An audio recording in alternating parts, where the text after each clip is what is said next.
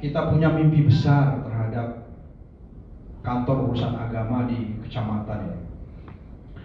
Mimpi besar ini membutuhkan, sekali lagi, membutuhkan energi besar, membutuhkan kapasitas, membutuhkan pengetahuan, membutuhkan sistem, membutuhkan infrastruktur, dan membutuhkan budaya kerja, membutuhkan kebersamaan. Dan inilah yang sedang kita lakukan. Tantangan kita, tantangan Indonesia yang memiliki tingkat dinamika sosial keagamaan yang sangat tinggi, membutuhkan solusi, membutuhkan kelincahan untuk bisa merespon dinamika sosial yang terjadi. Oleh sebab itu, KUA kita punya komitmen untuk membangun infrastrukturnya. Infrastruktur KUA harus kita perbaiki. Sedang berlangsung, ada 500 lagi, jadi baru sekitar 1.116 KUA yang kita revitalisasi, dan ini harus berlanjut terus-menerus sampai tuntas. Pertama, infrastrukturnya harus kita bangun memang. Kepala kantor kita harus representatif, harus bagus. Yang kedua, sistemnya. Sistem di KUA harus mendukung, harus digitalize, harus sophisticated, harus canggih, harus bagus, harus mengikuti perkembangan. Kemudian SDM-nya, sumber daya manusianya, penghulu-penghulunya, penyuluh-penyuluh agama, mereka-mereka yang bekerja di KUA harus bertransformasi. Semuanya harus memiliki kapasitas, harus memiliki kompetensi teknis, harus memiliki wawasan yang bagus untuk mewujudkan revitalisasi KUA yang kita mimpikan ini. Oleh karena itu, Bapak Ibu sekalian, di Direktorat KUA mulai tahun ini dan seterusnya, saya bilang ke Pak Direktur, saya tanya kepada Pak Direktur dan teman-teman di Direktorat, sudah ada berapa penghulu utama kita? Ternyata sejak Indonesia berdiri, sejak Kementerian Agama ada, kita belum pernah memiliki penghulu-penghulu yang sama sekali belum berhasil melahirkan penghulu-penghulu utama.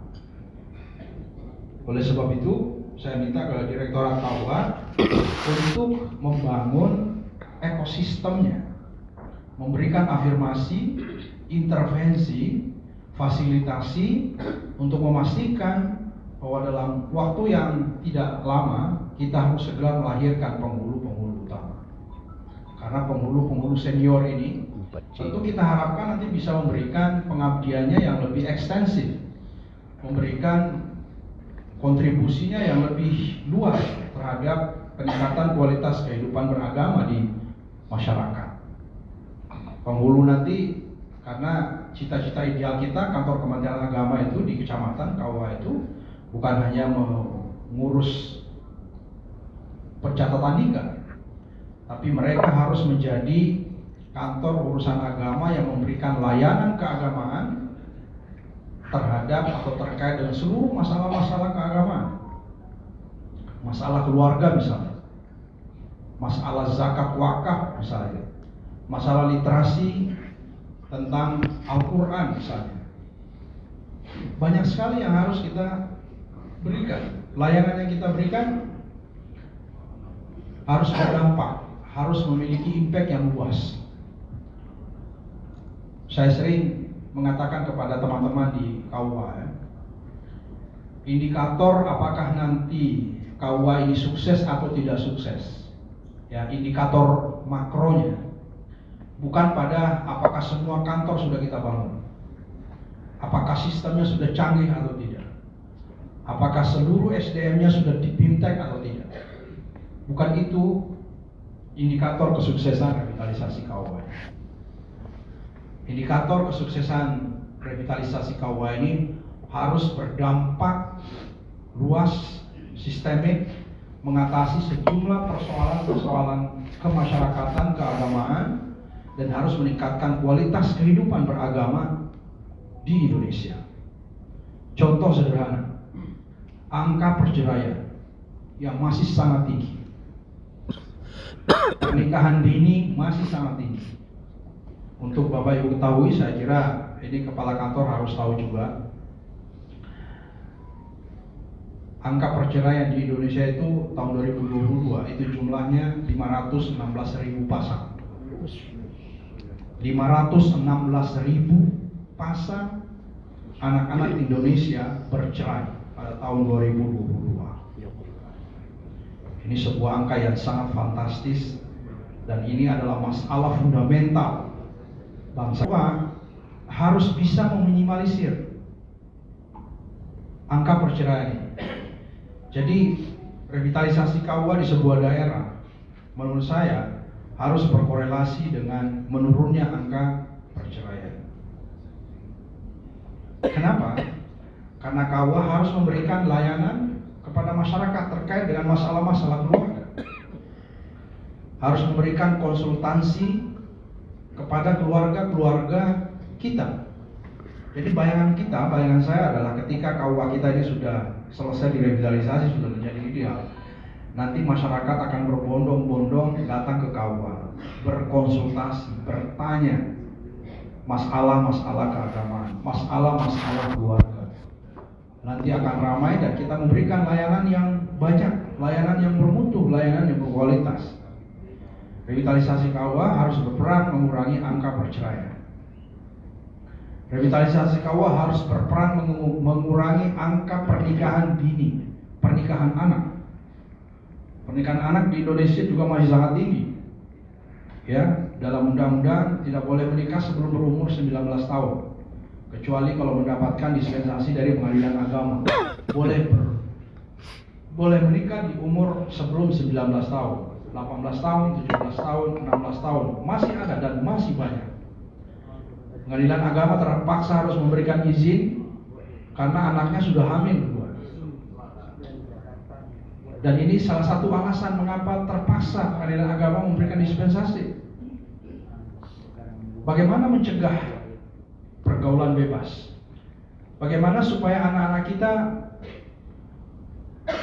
memahami, mengetahui dan berperilaku beragama yang baik dan benar? Ini juga peran kita semua, tugas kita semua. Angka stunting di Indonesia masih sangat tinggi, Bapak Ibu sekalian. Bapak Ibu sekalian, untuk sekedar diketahui informasinya, di Indonesia ini bayi-bayi yang lahir setiap tahun itu sekitar 4,5 sampai 5 juta setiap tahun. Dan tahukah kita semua, ternyata 21% diantaranya mengalami stunting. Stunting itu adalah gagal tumbuh, anaknya kerdil, otaknya tidak bagus, sakit-sakitan, tidak bisa diharapkan menjadi generasi yang berkualitas di masa yang akan datang. Dan setiap tahun kita melahirkan sekitar 900.000 anak-anak stunting. Kalau jumlahnya 20% dari 5 juta atau 4,5 juta bayi yang lahir setiap tahun, 21% diantaranya adalah stunting. Dan Presiden memerintahkan kepada seluruh kementerian untuk mengambil langkah untuk mengurangi atau menurunkan angka stunting di Indonesia menjadi minimal 17% pada tahun 2024, dan seterusnya akan terus-menerus turun. KUA punya peran penting, peran yang sangat fundamental untuk mengurangi angka stunting di Indonesia. Revitalisasi KUA harus berperan di situ. Penghulu-penghulu kita, penyuluh-penyuluh kita semua para pejabat ini harus tahu tentang masalah yang sedang terjadi di masyarakat. Dan kita harus mengambil langkah, kita harus berbuat sesuatu untuk mengurangi ini semuanya. Jadi memang sudah sangat tidak relevan kalau kita ini hanya menjadi pejabat administrasi. Itulah bedanya Kementerian Agama dengan kementerian yang lain. Kementerian Agama, pejabatnya harus menjadi ustaz, menjadi penceramah, menjadi mubalik, menjadi aktivis sosial, terlibat dalam kegiatan-kegiatan sosial keagamaan. Kita tidak bisa lagi, Pak. Dan ini adalah kesempatan. Ini adalah keistimewaan para pejabat Kementerian Agama. karena kita bisa aktif terlibat dalam kehidupan keagamaan secara signifikan dan memberikan solusi penting untuk mengatasi sejumlah persoalan-persoalan ini. Revitalisasi KUA harus menjadi instrumen untuk mengurangi masalah-masalah tersebut. Jadi sekali lagi, tidak cukup kita hanya sekedar mentransformasi secara teknis infrastruktur, tetapi harus berdampak jangka panjang, berdampak berkelanjutan terhadap kehidupan sosial keagamaan. Karena tugas kita semua, Bapak Ibu sekalian, tugas Kementerian Agama secara keseluruhan, tugas kita hanya satu sebenarnya. Tugas kita hanya satu, yaitu meningkatkan kualitas kehidupan beragama di Indonesia. Itu saja tugas kita. Kalau kita semua berkualitas, kehidupan keagamaan berkualitas, otomatis kerukunan itu tercipta. Kerukunan beragama pasti akan terwujud. Pasti kita saling menghormati, pasti orang akan beragama. Itu tugas kita. Satu-satunya yang menurut saya the ultimate goal dari semua tugas kita adalah bagaimana kita semua bekerja, bagaimana semua kita membuat program. Tujuannya adalah agar kehidupan beragama di Indonesia semakin bermutu, semakin berkualitas. Nah, oleh karena itu sekali lagi kita semua harus kreatif, kita harus inovatif. Kita tidak bisa hanya tanda tangan melaksanakan administrasi sebagai pejabat.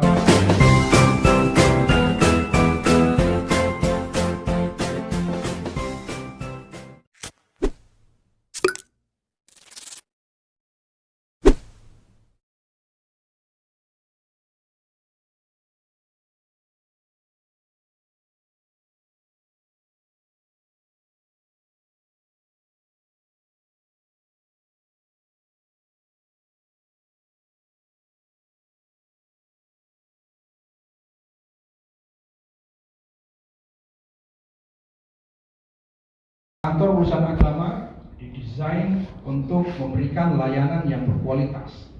Itu jangka pendek menengahnya, tapi jangka panjangnya harus berdampak kepada masyarakat. Dan ini semua sekali lagi Bapak Ibu sekalian membutuhkan komitmen kita bersama, membutuhkan passion kita bersama. Oleh karena itu sekali lagi penyuluh-penyuluh agama, penghulu-penghulu kita harus betul-betul bertransformasi. Paradigmanya memang harus dirubah, harus berubah semuanya. Dan itulah mengapa saya menginginkan harus ada penghulu-penghulu utama yang nanti bisa mementori, bisa mengajari, bisa membimbing penghulu-penghulu yang lain. Dan harapan kita penghulu-penghulu utama nanti tidak lagi tugasnya juga semakin bertambah, tugasnya semakin, dampaknya ke masyarakat juga semakin dirasakan. Dan itu tentu tidak terlepas semua dari peran daripada Kepala Kantor Urusan Agama Kabupaten Kota.